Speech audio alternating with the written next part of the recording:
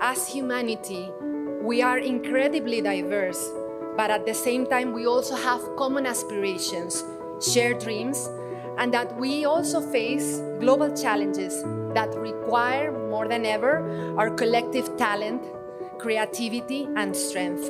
We start Youth Thinker Society. We create platforms where young people like you, no matter where you come from, no matter which discipline you come from, can come together, discuss about pertinent global issues, and collectively and collaboratively pursue your dreams. Together, you all represent our common aspirations for the United Nations as an organization encompassing people from different cultures and backgrounds, sharing their experiences and expertise, all in the hopes of finding common solutions to regional and global challenges. This 5-day conference may inspire you to explore your inner talent of research-based investigation, diplomatic discourse, so as to become competent, self-reliant, and highly aspiring intellectuals. Welcome to EIMUN, and I formally begin the Everest International Model United Nations 2023. Thank you so much.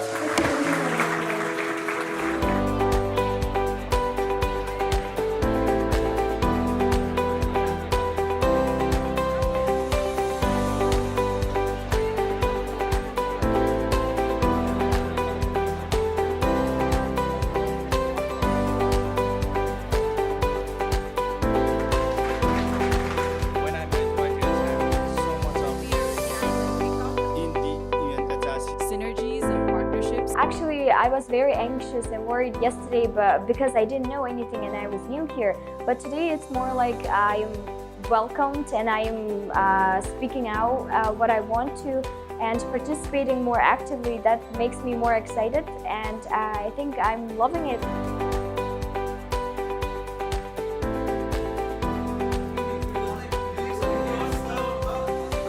We have been discussing various issues of the world, and the debates that we've had, those were of that quality that not only we had to find a solution, but in the process, I got to learn a lot from the delegates that I was either taking sides with or opposing. We have had many resolutions regarding peace in the Middle East, on Palestine issue, humanitarian aid in Syria. We talked about the attack that was carried out by North Korea on an island of Japan, which was taken notice of by USA, South Korea, and many countries in the world. So we talked about that as well. So there have been a lot of things that were discussed.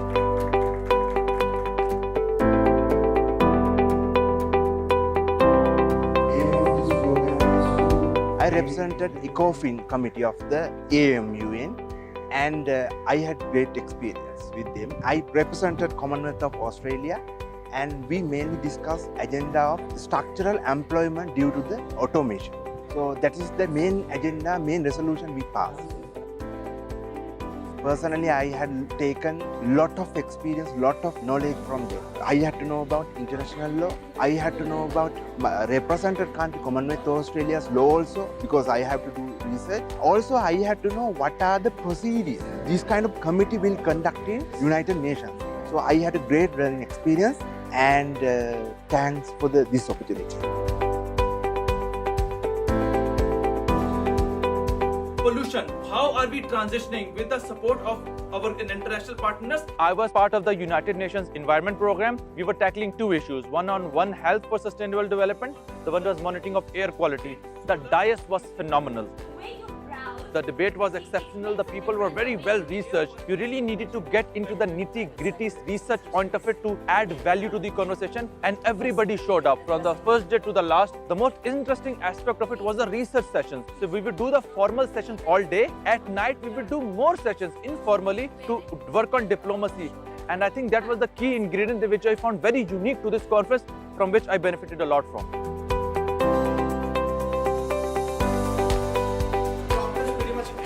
Yesterday, the GSL actually analyzed all the problems. In this EIMUN, I have represented Nigeria in UNICEF committee, and the committee session was really amazing and wonderful, as we have discussed on the topic of state accountability on the presentation of juvenile delinquency, where we have discussed a lot of things about juvenile delinquency, how to prevent them, what are the ways to tackle the issues, and how to abide by the various human rights instruments in lining with the foreign policy of particular country. We have also suggested some of possible solutions, as well as we have draft the resolution also.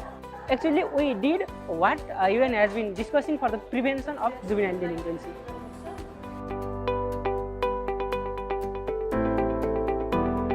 For all the caregivers, which further isolates the elite. So basically, I was the chair for the UN Women Committee in the EIMUN 2023. Exemplifies our dedication to gender equality. Furthermore, the social welfare law. We focused on discussing two agendas. The first one would be the investing in care economy of invisible labor of women, usually locked in their households. And the second was access to financial instruments to empower women entrepreneurship.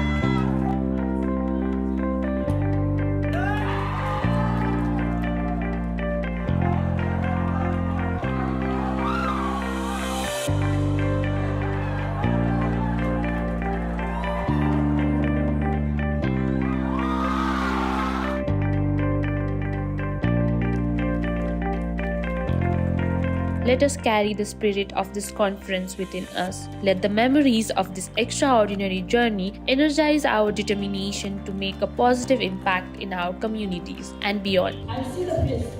No fear, no scare. Everyone is like full of confidence over here.